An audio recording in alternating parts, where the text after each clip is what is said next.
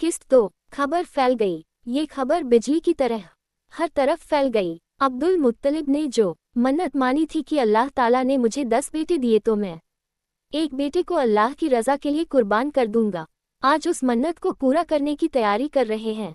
अब्दुल्ला को बुलवाने के लिए एक आदमी को भेज दिया गया था।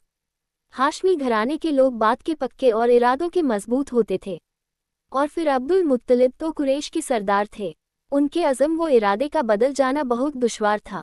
थोड़ी देर बाद अब्दुल्ला, हारिस, अबू तालिब और अपने बाकी दूसरे भाइयों के साथ वालिद की जनाब में हाजिर हो गए। उनके आने के थोड़ी देर बाद उनके ननिहाल वाले भी आ गए।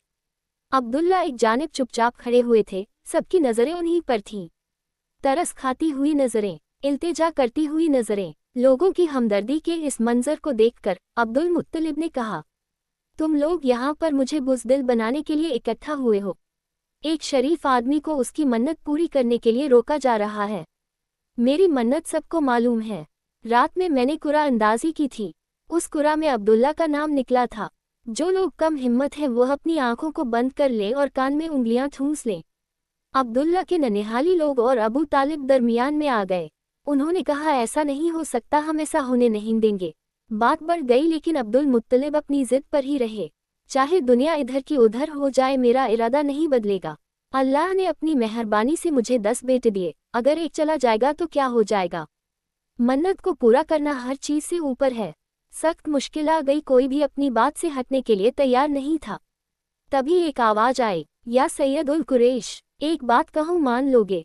एक बूढ़े अरब ने अपनी कमर से रस्सी की गिरह ढीली करते हुए कहा, किसी बात का इकरार ना करवाइए, जो भी कहना है कह दीजिए। अब्दुल मुत्तलिब ने जवाब दिया, बानो आमिर के मोहल्ले में जो काहिना रहती है उसे तो आप जानते होंगे ना। बूढ़े अरब ने सवाल किया, मैं क्या, उसे तो पूरा मक्का जानता है। अपनी फील्ड में वह बहुत पहुंची हुई औरत है। बहुत दूर दूर से लोग उससे फल निकलवाने के लिए आते हैं। सिर्फ इतना ही नहीं, उसके लिए कई मुल्कों के बादशाह तोहफे भेजते हैं। चले उसी औरत से इस मसले का हल पूछते हैं। उसे औरत को ना किसी दौलत का लालच है और ना किसी का कोई खौफ है। उसका फैसला दो टूक होगा। उस बूढ़े अरब के कहने पर अब्दुल मुत्तलिब जाने के लिए राजी हो गए। इस छुरी को तो घर में रख कर जाओ, एक रिश्तेदार ने झुंझुलाते हुए कहा। तो अब्दुल्ला के वालिद ने कहा, नहीं, जब तक काहिना का फैसला नहीं आ जाता छुरी मेरे हाथ से जुदा नहीं होगी। बनु हाशिम के चंद लोग अब्दुल मुत्तलिब को लेकर काहिना के पास पहुंचे। वो एक बूढ़ी औरत थी। उसके बिखरे उलझे बाल, चेहरा गर्द आलूद, गले में ऊंट की हड्डियों का माला, हाथों, पैरों और बाजुओं में लोहे के मोटे मोटे कड़े थे। फैली हुई आंखें, तनी हुई आईब्रो, नीले होंठ, बड़ा जबड़ा, शिकन आलूद पेशानी, इंतहाई भयानक और डरावना चेहरा। औरत थी या देवनी।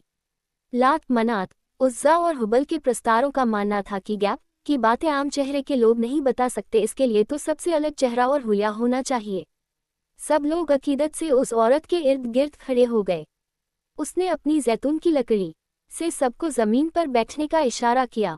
उस औरत के सामने यह मामला पेश किया गया जिसको वो बहुत गौर से सुनती गई, आंखें बंद किए हुए। ऐसा लग रहा था उसका जिस्म जमीन पर है और दिमाग आसमानों की सैर कर रहा है। उसके बाद उसने अपने एक खास अंदाज में कहा, मन्नत दूसरी तरह भी पूरी हो सकती है, अब्दुल्ला के नाम के साथ। बाकी